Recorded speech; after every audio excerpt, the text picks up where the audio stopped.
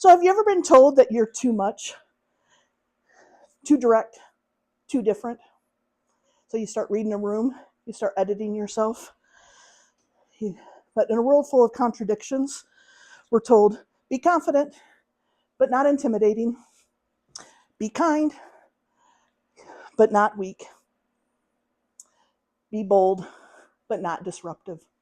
I heard those things a lot. And it's really hard to make a difference when you're always editing and softening those two things. So growing up, I was always asked if I'm the black sheep of the family. And I would just simply smile and say, no, the black sheep in my family would be normal.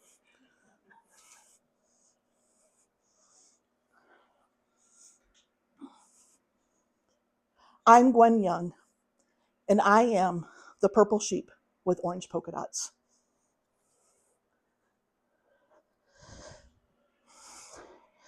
But this isn't about sheep. This is about when we see our differences as defects. And that's a big thing I did for a long time. Growing up especially, I always thought being different meant something was wrong with me. In my career, that trickled right on in. So I always thought it was a confidence issue.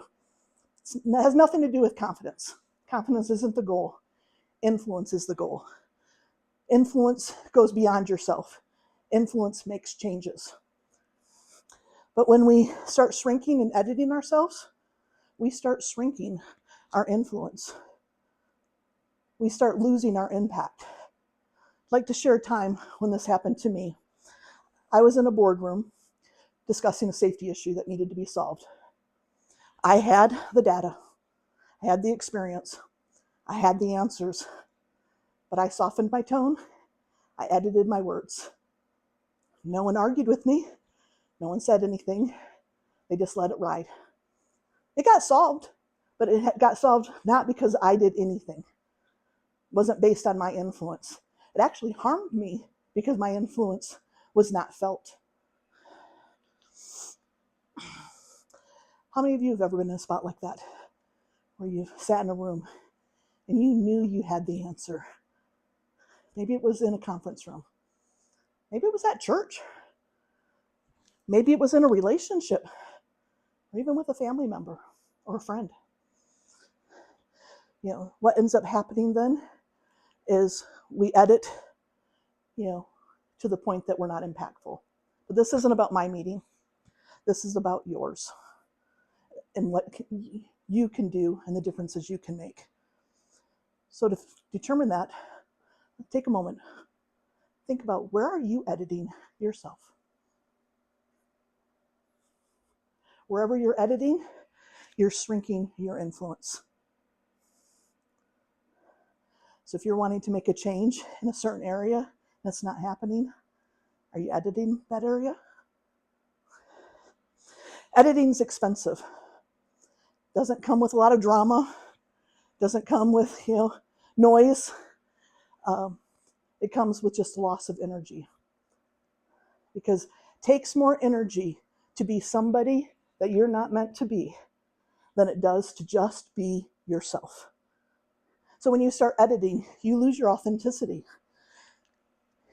And you start draining your battery even more. And so then you lose your influence. And then, so you realize you're losing your influence, so you try even harder. And you think, I just have to be more confident, I just have to do more. But you're just draining that battery even further. Do you know at 25% you can appear capable? You can appear like you know everything that's going on, that you have it all handled. And you probably have a lot of things handled. You're meeting deliverables, you're getting food on the table, you haven't killed your plants. Okay, maybe you have, but you're getting things done at 25%. But the cost is you completely forgot what it was to live fully charged. You forgot what you could really do if you gave yourself the time and the energy back, instead of just letting it be depleted and taken away from you. When that happens, you start asking the wrong questions.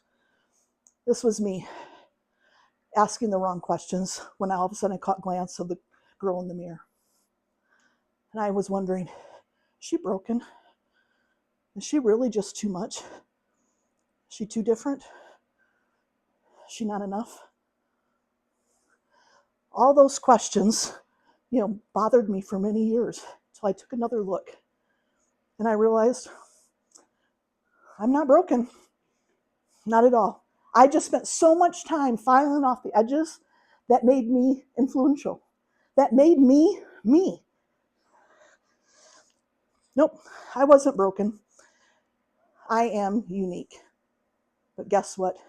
So are you, each and every one of you. So when you look in the mirror, who do you see? Do you see somebody editing more than she should? Do you see somebody that's living at 25% or at 75 or at 100? You probably see some defects that you think are there. These are your spots. They're not defects. They're not liabilities. They're just part of your story. They're your experiences. They're your perspectives, your talents, and even your resilience. Each and every one of those polka dots represents something that's uniquely yours.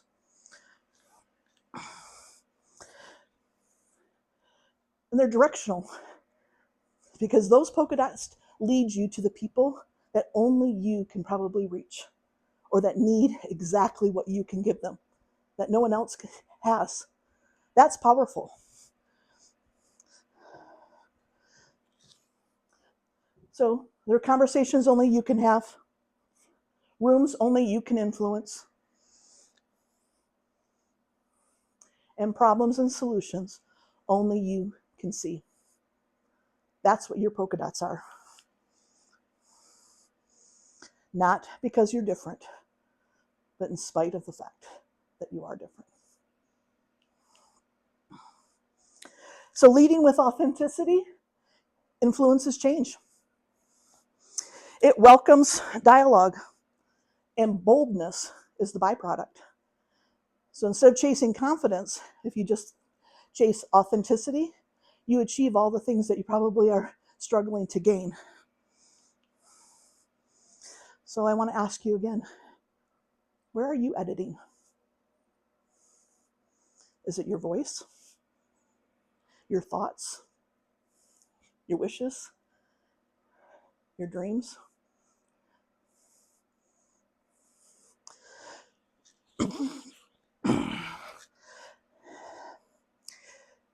Is it just your becoming who you're supposed to become?